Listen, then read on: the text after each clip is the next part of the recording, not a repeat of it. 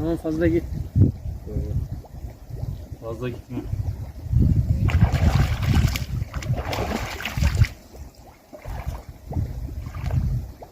Mis gibi de kokusu var. Çok Aynen. güzel kokuyor.